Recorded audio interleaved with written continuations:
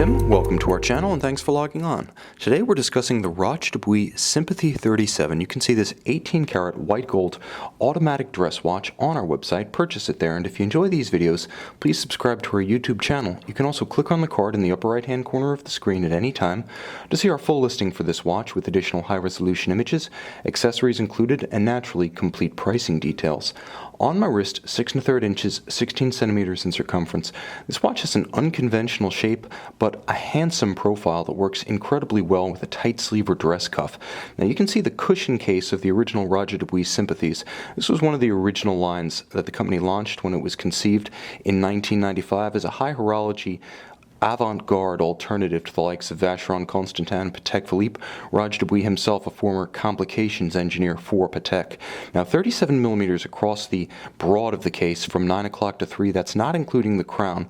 It's delightfully slim thanks to an ultra-thin automatic winding caliber, only 8.5 millimeters above the wrist. You can see with the nicely sloped case flank and a flat sapphire, a dress cuff or sleeve can easily ride up and over the edge of this watch. It does have good span in spite of its traditional proportions. A 37 millimeter watch, it is 47 millimeters from extremity of lug to opposing extremity, so the stance across the wrist is quite contemporary, and because of the bold, again, avant-garde shape, very modernist, not a traditional cushion and definitely not round, the watch is very distinctly Roger Dubuis. Now you can see the characteristic second generation Sympathie Sapphire.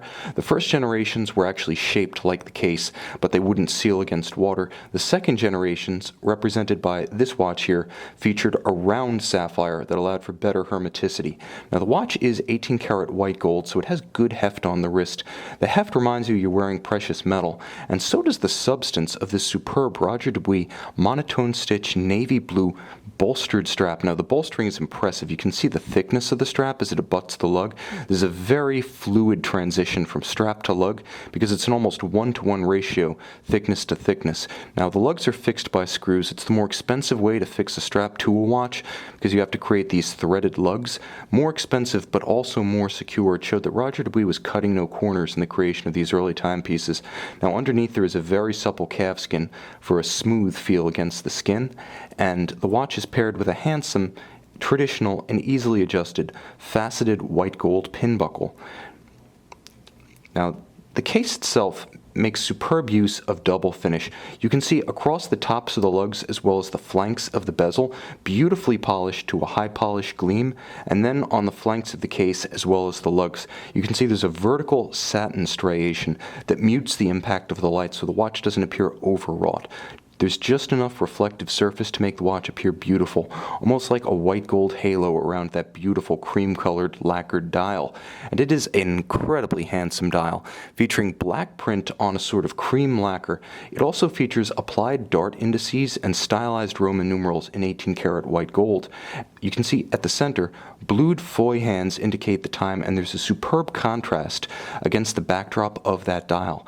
Now, you do have the Observatory chronometer certification called out at 6 o'clock, Bulletin d'Observatoire. It is a Besançon observatory chronometer, not conventional Swiss COSC. You can see the Roger Dubuis logo inset crown, and then on the case back you can see the filigree style Roger Dubuis logo cut into the winding mass of the Roger Dubuis caliber RD57.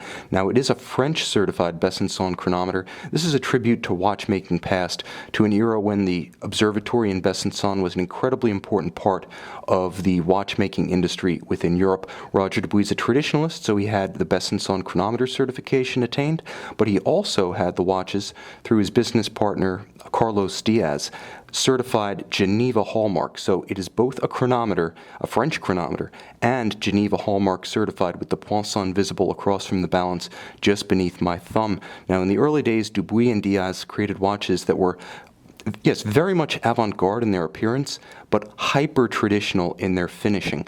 You can see the beauty of the Geneva waves, the Côte de Genève across the bridges and the rotor. You can see the beautiful black-polished swan's neck regulator atop the balance, beating away at 4 Hz or 28,800 vibrations per hour. There is a tight and even perlage across the base plate that you can see next to the stamp of the poinçon, as well as beautifully polished screws with chamfered slots, and you can see the dual mainspring barrels. The RD57 is based on what was once known as the Longines L990, an ultra-thin, sub-3mm thick automatic developed in the late 70s. It featured unidirectional winding, approximately 44 hours of power reserve. In this configuration, 25 joules, and you can see one of the mainspring barrels, to aid the thickness of the movement, is actually an open barrel. The dual barrels don't assure a unconventionally long power reserve. What they ensure is superbly even torque release throughout the duration of the power reserve that the watch does have for superb chronometric performance, as evidenced by the watch's chronometer certification. Now, Roger Dubuis took these base calibers and finished them to the nth degree. They are literally works of art in their own right, with so much work put in by the Roger Dubuis manufacturer that these are really neither fish nor fowl. They're not the Longines movements that they started as, and although they're not quite manufacture, the simple pedigree of having been finished to this standard means that they're certainly more Roger Dubuis than they are Longines. And in fact, this movement has been shared with everyone from, over the years, Ebel, Vianney Halter, Ulysse Nardin, and Breguet, and of course Roger Dubuis. So the use of this movement bears out its superb underlying engineering, and the thinness of it speaks for itself as a work of high horology, enhanced to the highest degree by the artisans of Roger Dubuis. You can see this historic Roger Dubuis Sympathie 37 in white gold and purchase it on our website.